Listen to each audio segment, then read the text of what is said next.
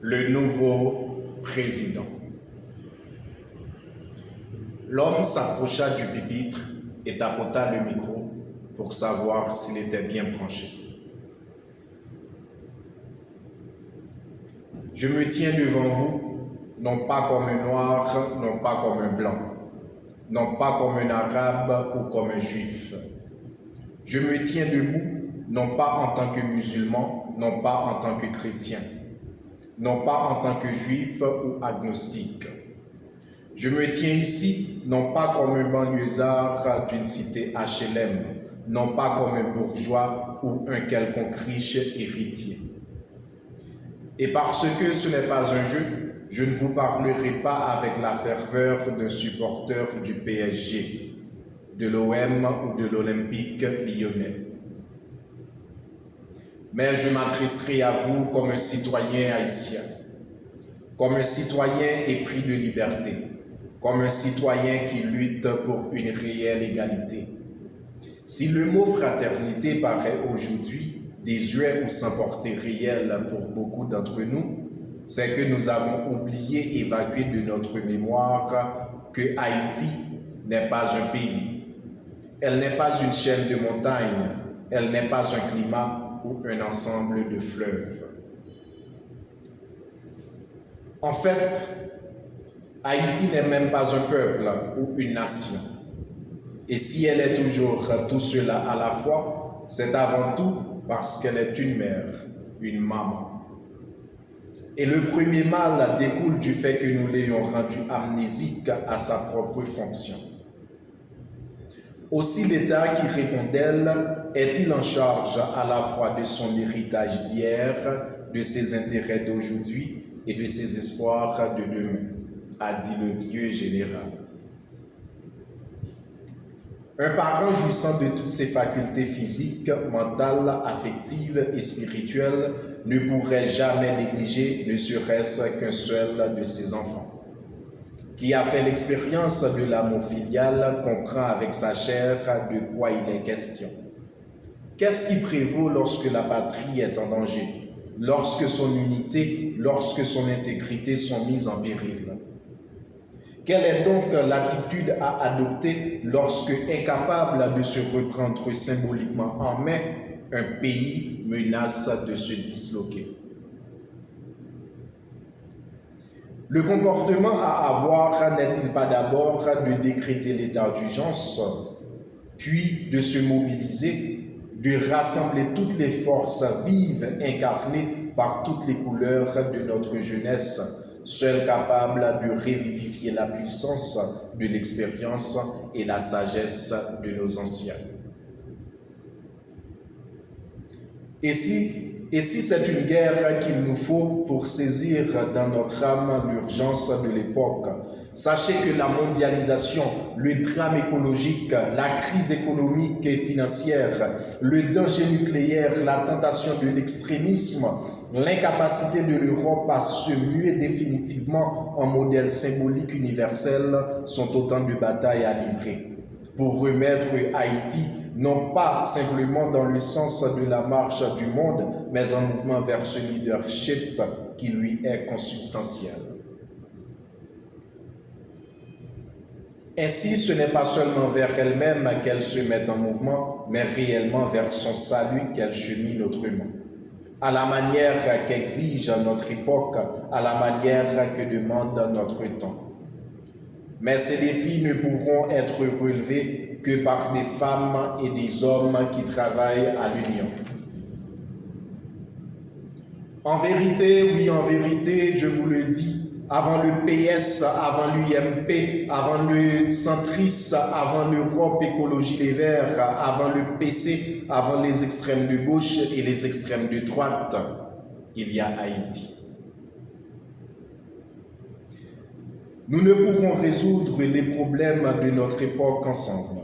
Pour dire vrai, nous sommes condamnés à travailler ensemble, à transcender les bons vieux clivages idéologiques, à avoir l'intelligence du cœur et le courage d'avancer ensemble dans la confrontation positive et honnête des idées neuves dont beaucoup d'entre nous sont porteurs.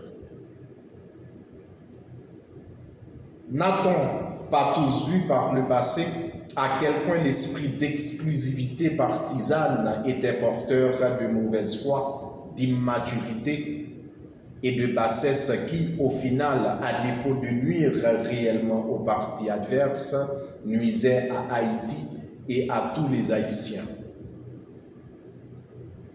Que nous a appris l'alternance?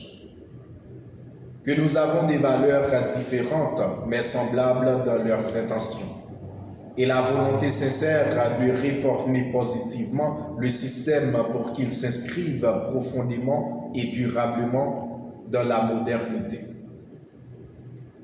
Mais elle nous a également appris que nous avions tous notre part de responsabilité dans l'échec, qu'aucun parti au pouvoir n'avait été capable de régler les problèmes dans leur entièreté, que chaque parti avait apporté de bonnes choses, mais que globalement, cela s'était avéré insuffisant, puisque nous sommes dans la situation dans laquelle nous sommes.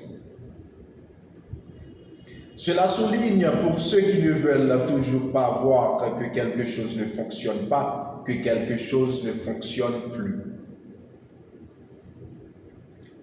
C'est une époque inédite qu'il nous est donné de vivre, une époque où nous est donnée la possibilité de nous réinventer, une époque où il nous est donné de pouvoir corriger puis réécrire notre histoire collective, émerveiller un avenir au présent incertain, une époque où sous peine de mourir littéralement, il nous est demandé d'être capable de rêver à nouveau. Ce siècle nouveau est le siècle de la synthèse. Ce siècle donne l'opportunité unique à l'homme de prouver le mérite de sa place dans l'univers. Et ce qui est vrai pour l'humanité est vrai pour un être, et ce qui est vrai pour le monde est vrai pour Haïti et pour ses citoyens qui, à travers les âges, ont su se trouver aux avant-gardes des intelligences humaines, aux avant-gardes de l'humanisme. C'est la grandeur qui nous réclame, qui réclame de nous la conscience aiguë de ce destin que nous avons en partage. C'est la grandeur qui se décrit elle-même comme riche de différences, de nuances et de complexité, riche de justesse et de justice, riche d'un idéal fait de paix et de dignité. C'est la grandeur qui exige l'unité dans la diversité et la diversité dans l'unité, pour entrer de plein pied l'esprit orienté vers le soleil de toutes les espérances dans le commencement de cette nouvelle ère. Je termine en vous répétant en substance ce que je n'ai cessé de vous dire tout au long de cette campagne qui allait faire de moi votre nouveau président. Ce n'est pas à une catégorie socioculturelle ou à une couleur de peau spécifique que je m'adresse, mais à quelque chose qui a trop souvent manqué aux politiques par le passé, un cœur. Oui, un cœur. Vive la République et vive Haïti, arc-en-ciel, uni, oui, uni et débarrassé de toutes ses peurs. L'homme quitta le pupitre et se remit à balayer la salle où le candidat du parti, s'il était élu, allait tenir son premier discours présidentiel dans moins de 24 heures. Ses collègues de la société de nettoyage qui, comme lui, s'affairaient à nouveau, avaient bien ri en le voyant faire le mariole derrière le micro, qui était éteint, évidemment. Mamadou, avec son accent appuyé, lui avait même dit qu'il voterait pour lui si l'idée lui venait de se présenter aux prochaines élections. Bien entendu, s'il s'était fait naturaliser d'ici là. Merci.